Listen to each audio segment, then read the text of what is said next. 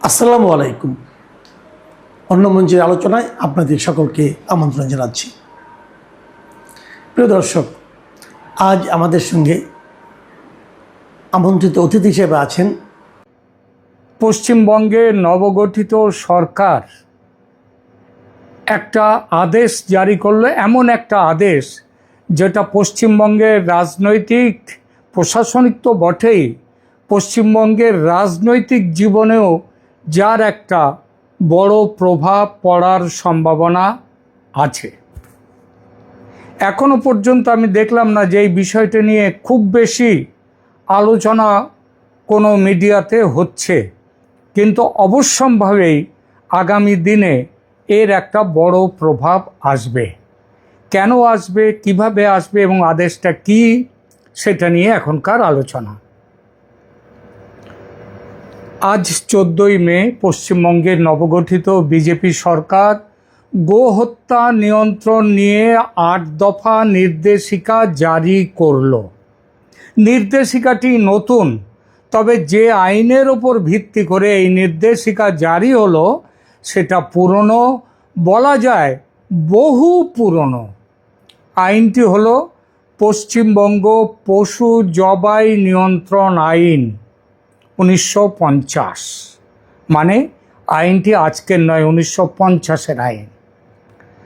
আজ সরকার পশ্চিমবঙ্গের সরকার যে নির্দেশিকা জারি করেছে, যে বিজ্ঞপ্তি, সেই বিজ্ঞপ্তিতে বলা হয়েছে কলকাতা হাইকোর্টের 2018 সালের 6 আগস্টের রায় এবং সেই সংক্রান্ত 2022 সালের 8ই জুনের সরকারি নির্দেশিকা অনুসরণ করে এটা প্রকাশ করা হয়েছে। আইনটি কি, কাদের ক্ষেত্রে প্রযোজ্য? আইনটি আগেই বলেছি, নাম হচ্ছে পশু জবাই নিয়ন্ত্রণ আইন 1950। এটা প্রযোজ্য হবে ষাঁড়, বলদ, গরু, বাছুর, পুরুষ ও স্ত্রী মহিষ, মহিষের বাছুর এবং নপুংসক মহিষ, এই প্রাণীগুলির ক্ষেত্রে। এই ধরনের কোনো প্রাণীকে তখনই জবাই করতে পারবেন কেউ যখন তিনি সংশ্লিষ্ট প্রাণীটি জবাইয়ের উপযুক্ত বলে সরকারি কর্তৃপক্ষের কাছ থেকে সার্টিফিকেট পাবেন। এবং সেই জবাইও কিন্তু যত্রতত্র মাঠে ময়দানে যেখানে খুশি সেখানে জবাই করা যাবে না। নির্দিষ্ট জবাইখানাতে নিয়ে গিয়ে ওই সার্টিফিকেটের বেসিসে সেখানে জবাই করতে হবে। সেটা না নিয়ে যে কোনো জায়গায় এটা জবাই করলে, যে কোনো প্রাণীকে জবাই করলে, মানে যে কোনো ধরনের গরু মহিষকে জবাই করলে জেল জরিমানা দুটোই হবে। যদিও বলেছি এটা 1950 সালের আইন, সুতরাং বহু পুরনো, তবু এই আইনের কোনো মান্যতা পশ্চিমবঙ্গে ছিল না। আমাদের ছেলেবেলায় আমরা দেখেছি পশ্চিমবঙ্গে কিছু মান্যতা ছিল। তখনও মিউনিসিপ্যালিটির বাজারে গেলে সেখানে গিয়ে দেখা যেত, সেখানে চিকিৎসক, যারা মিউনিসিপ্যালিটির নিযুক্ত চিকিৎসক তারা আসতেন, এসে তারা পশু তারা দেখে যেতেন যে কোন ধরনের পশু জবাই করা যাবে। এমনকি ছাগল কাটলেও ছাগলটা কাটার যোগ্য কিনা তার গায়ে স্ট্যাম্প মেরে যেতেন। কিন্তু এই আইনের মধ্যে ধর্মের কথা কোথাও নেই, কিন্তু পুরো বিষয়টিতে ধর্ম জড়িয়ে আছে। কারণ বললাম, গো মহিষ এই আইনে এইটাই রয়েছে। গোমাংস খাওয়া না খাওয়ার মূলে আছে ধর্মীয় পরিচয়। গোমাংস মূলত অহিন্দু জনগোষ্ঠী, বিশেষ করে মুসলিমদের খাদ্য। বিশেষ করে মুসলিম কেন বললাম? আমার বহু বন্ধু আছেন যারা বাঙালি খ্রিস্টান, তাদের নাম শুনলে বোঝা যাবে না তারা খ্রিস্টান, কিন্তু তাদের খাদ্যাভ্যাসে কিন্তু গরু নেই, যদিও খ্রিস্টানদের গরু খেতে নিষেধ নেই। আবার সুতরাং কিন্তু এখানকার খ্রিস্টানরা তারা অনেকেই গোমাংস খান না, তাদের মধ্যে এখনও সেই হিন্দু সেন্টিমেন্টটা রয়ে গেছে। আবার এমন হিন্দু আমার পরিচিত আছেন যারা গোমাংস খান, যারা নিউ টাউনে, নিউ মার্কেটে গিয়ে গোমাংস কিনে নিয়ে আসেন। সুতরাং পশ্চিমবঙ্গে তাদের সংখ্যা অতি অতি অল্প। এটাকে শুধু বলা যায় যে গোমাংস হচ্ছে মুসলিমদের খাদ্য পশ্চিমবঙ্গে। এটিকে শুধু ধর্মের চশমা দিয়ে দেখলে ভুল হবে, কারণ যে আইন ঘিরে এত আলোচনা, সেই West Bengal animal slaughter control act তৈরি হয়েছিল 1950 সালে। অর্থাৎ আজ যারা বলছেন এটা শুধুই বিজেপির নতুন হিন্দুত্ববাদী এজেন্ডা, তারা কিন্তু ইতিহাসের অর্ধেকটা বলছেন। আবার যারা যে বিজেপি সমর্থক যারা বলছেন এতে কোনো রাজনীতি নেই, এটা পুরনো আইনের ব্যাপার, সেই আইনটাকে মেনে চলার ব্যাপার, তারাও কিন্তু পুরো সত্যিটা বলছেন না। সত্যিটা কোথায়? সত্যিটা মাঝখানে। এটা ঠিকই এই আইন নতুন নয়, নতুন হলো এর কড়া প্রয়োগের ব্যাপারে রাজ্য সরকারের যে নির্দেশিকা জারি, বিজ্ঞপ্তি জারি, এইটা। আইনের মূল কথা খুব পরিষ্কার, যত্রতত্র গবাদি পশু জবাই চলবে না, প্রশাসনিক অনুমতি, নির্দিষ্ট শর্ত এবং পশুর ব্যবহার যোগ্যতা, অর্থাৎ এই পশুর মাংস শুধু খাদ্যের জন্য ব্যবহার করা যাবে তখনই যখন তার জীবিত রাখলে তাকে দিয়ে কোনো কাজ পাবে না। এই বিষয়গুলো বিচার করেই জবাইয়ের প্রশ্ন নির্ধারিত হওয়ার কথা। আইন সেইভাবে তৈরি, সেখানে 14 বছরের কম পশুকে হত্যা করা চলবে না। কোনো পশু যদি দুধ দেয়, প্রজননে সক্ষম হয় বা কৃষিকাজে উপযোগী হয়, তাহলে তাকে নির্বিচারে জবাই করার অনুমতি আইনে নেই। সেটা বন্ধ করার জন্যেই 1950 সালের ওই আইন। সহজ ভাষায় এই আইন বলছে গো হত্যা বা পশু জবাই ব্যক্তিগত ইচ্ছার বিষয় নয়, এটা নিয়ন্ত্রিত আইনি বিষয়। এবার আসল প্রশ্ন, যদি এই আইন যখন 1950 সাল থেকেই যখন আছে, তাহলে এতদিন তা কোথায় ছিল? কেন সেটা মানা হয়নি? এই প্রশ্নই পশ্চিমবঙ্গের রাজনীতির কেন্দ্রে গিয়ে আঘাত করে। দশকের পর দশক এই রাজ্যে একের পর এক সরকার এসেছে, কংগ্রেস এসেছে, বামফ্রন্ট এসেছে, তৃণমূল এসেছে, কিন্তু অভিযোগ একটাই, এই আইনকে কাগজে রাখা হয়েছে, মাঠে প্রয়োগ হয়নি। বহু জায়গায় অনিয়ন্ত্রিত জবাই, লাইসেন্সবিহীন ব্যবস্থা, প্রশাসনিক উদাসীনতা আর সবার উপরে রাজনৈতিক নীরবতা। নীরবতা মানে নীরব থেকে সমর্থন দেয়া। এই সব মিলিয়ে আইনের মর্যাদা কার্যত এই রাজ্যে পুরোপুরি নিশ্চিহ্ন করে দেওয়া হয়েছে। রাষ্ট্রের হাতে আইন ছিল কিন্তু প্রয়োগের ইচ্ছা ছিল না, নিয়ম ছিল কিন্তু নজরদারি ছিল না, শাস্তির বিধান ছিল কিন্তু শাস্তির ভয় ছিল না। কেন? সমালোচকদের উত্তর সোজা, একটাই উত্তর, ভোট ব্যাংক। পশ্চিমবঙ্গে গোমাংসের প্রশ্ন শুধুই খাদ্যের প্রশ্ন নয়, এটা বহু বছর ধরে ধর্মীয় পরিচয়, আবার এক সম্প্রদায়ের কাছে ধর্মীয় পরিচয়, আবার আরেক সম্প্রদায়ের কাছে তাদের অধিকার প্রতিষ্ঠার ভাষা, এবং অবশ্যম্ভাবী রাজনৈতিক অবস্থান তৈরির ক্ষেত্র হয়ে উঠেছে। মুসলিম সমাজের একাংশের মধ্যে এটি খাদ্যাভ্যাসের পাশাপাশি তাদের সাংস্কৃতিক অধিকার, নাগরিক স্বাধীনতা এবং রাজনৈতিক অধিকারের প্রশ্ন এর সঙ্গে জড়িয়ে গেছে। এখানে একটা জিনিস খুব পরিষ্কার করে বলা দরকার, সব মুসলিম, সব মাংস ব্যবসায়ী বা সব নাগরিককে এক লাইনে ফেলে রাখা অন্যায়। কিন্তু এটাও সত্যি যে রাজ্যের রাজনীতিতে এই ইস্যুকে সংখ্যালঘুদের অধিকার প্রতিষ্ঠার প্রতীকী বয়ান হিসেবে ব্যবহার করা হয়েছে। আমার নিজের ছেলেবেলার কথা বলি, আমাদের ক্লাসে মনিটর ছিলেন আবু তালেব ছিলেন আমাদের ক্লাসের মনিটর। আবু তালেবকে আমি জিজ্ঞেস করেছিলাম, আমাদের গ্রামের মানুষ আমি, সেখানে 40-30%, খুব বেশি হলে 30% মুসলিম, 70% হিন্দু জনগোষ্ঠী। সেখানে তারা ঈদ পালন করত। মহরমের সময় হিন্দু মুসলমান একসাথে তারা মহরমের তাজিয়া নিয়ে বেরোতো, লাঠি খেলতো। কিন্তু কোনো দিন আমরা দেখিনি আমাদের গ্রামের মধ্যে এখানে মুসলিম পাড়ায় সেখানে গরু কাটা হয়েছে, এগুলো কিন্তু আমরা দেখিনি, শুনিনি।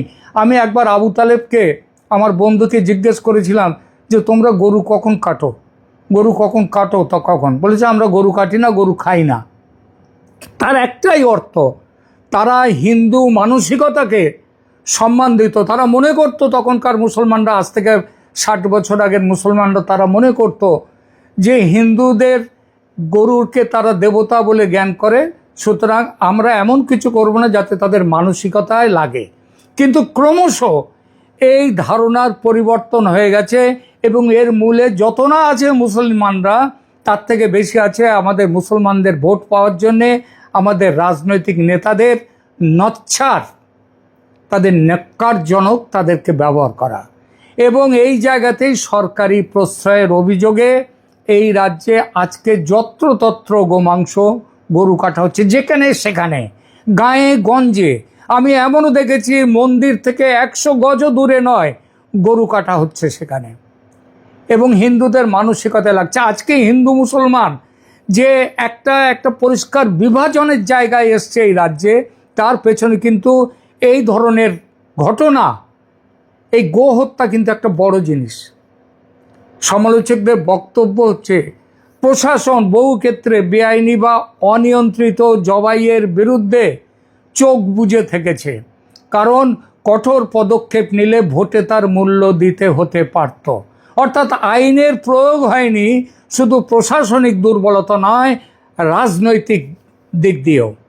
এই অভিযোগ যদি পুরোপুরি ভুল হতো, হিন্দুরা এই অভিযোগ করে, হিন্দুত্ববাদী শক্তিরা এই অভিযোগ করে, এই অভিযোগ যদি পুরোপুরি ভুল হতো, তাহলে প্রশ্ন উঠতো না কেন 50 বছর, বিশেষ করে গত 15 বছরে এই আইন কার্যত অদৃশ্য ছিল। কেন? এখানেই বর্তমান পরিস্থিতির গুরুত্ব। যদি এখন বিজেপি সরকার এখন এই আইন কঠোরভাবে প্রয়োগে নেমে আসছে, এটা বোঝা যাচ্ছে, এর সঙ্গে তারা একসঙ্গে কিন্তু দুটো বার্তাও দিচ্ছে। এই বার্তা হলো, প্রথম বার্তাটা হলো যে দেখুন, এটা কোনো নতুন নিষেধাজ্ঞা নয়, এটা পুরনো আইন। এমন একটা আইন আছে, এটা মুসলমানদের অনেকেই জানেই না আমাদের দেশে, কারণ জানাবার ব্যবস্থাই করা হয়নি। চুরি হলে ধরা পড়লে তার শাস্তি হবে, কিন্তু গরু কাটলে ধরা পড়বে তার শাস্তি হবে এমন কথা কোথাও নেই। মানে মানুষ জানেই না, আর এই না জানাটা শিখিয়েছে রাজনৈতিক নেতারা। দ্বিতীয় বার্তা, যে বিষয়কে দীর্ঘদিন ভোট ব্যাংকের কারণে প্রশাসন এড়িয়ে গেছে, সেটিকে এখন রাষ্ট্র আবার দৃশ্যমান করছে। আর এই দ্বিতীয় বার্তাটাই বিজেপির হিন্দুত্ববাদী রাজনীতিকে শক্তি দিচ্ছে। কারণ বিজেপি জানে আইনটি তাদের তৈরি নয়, কিন্তু তার প্রয়োগ যদি ঠিকভাবে তারা করতে পারে, তাদের রাজনৈতিক ভাষার সঙ্গে সেটা মিলে যায়। এখানে এই বিষয়টি গভীর। একদিকে বিজেপি বলতে পারবে আমরা নতুন কিছু করছি না, কেবল আইন মানছি। অন্যদিকে তাদের সমর্থক ঘাঁটিতে এই পদক্ষেপ যাবে সাংস্কৃতিক দৃঢ়তার বার্তা হিসেবে। হিন্দু কনসলিডেশন, হিন্দুত্বের মেরুকরণ আরও তীব্র হবে। এই রাজ্যে আর যত্রতত্র গোহত্যা চলবে না। ফলে প্রশাসনিক পদক্ষেপ এবং রাজনৈতিক মুনাফা, এই দুটোই একসঙ্গে ঘটতে পারে, এটাই বাস্তবতা।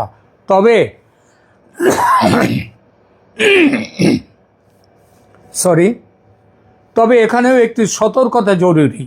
খাদ্যাভ্যাসের স্বাধীনতা আর আইন ভঙ্গ এই দুই এক জিনিস নয়।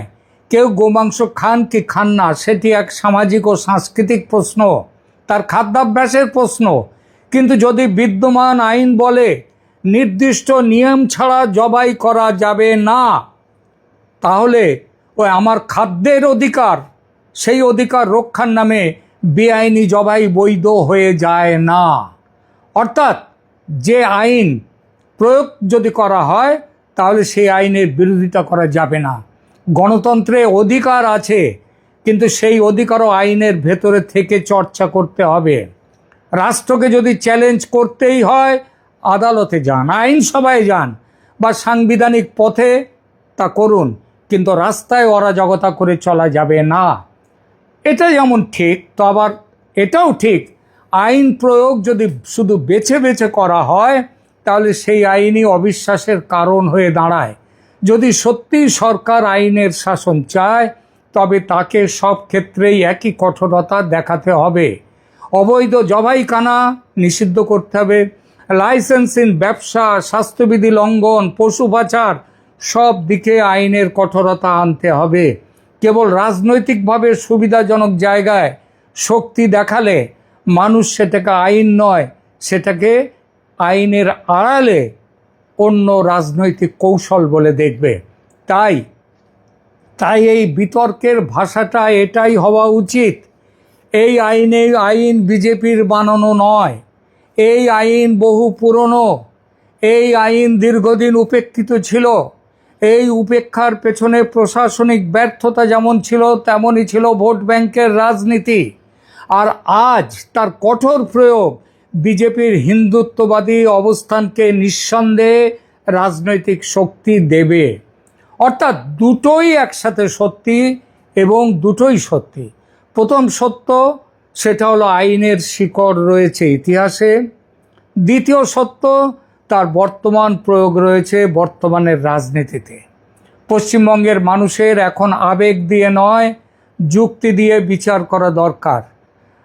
আইন প্রয়োগের পক্ষে যেমন কথা বলা হচ্ছে, তারা এতদিনের প্রশাসক নীরবতারও সমালোচনা করেছেন, আর করেছেন বলেই হাইকোর্টে কিন্তু মামলা গিয়েছিল।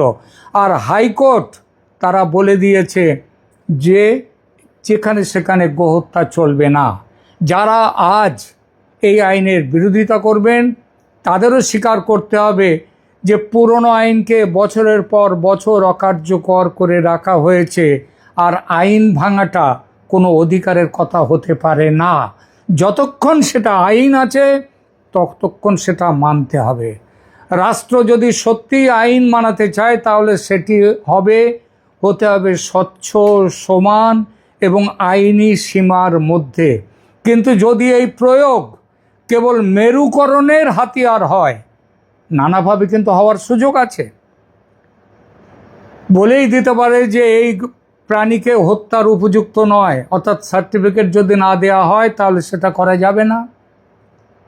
সুতরাং আইন যদি মেরুকরণের হাতিয়ার করা যেতেই পারে, আইনকে প্রয়োগকে সেইভাবে নিয়ন্ত্রিত করে, তাহলে কিন্তু মানুষ সেটা বুঝে ফেলবে।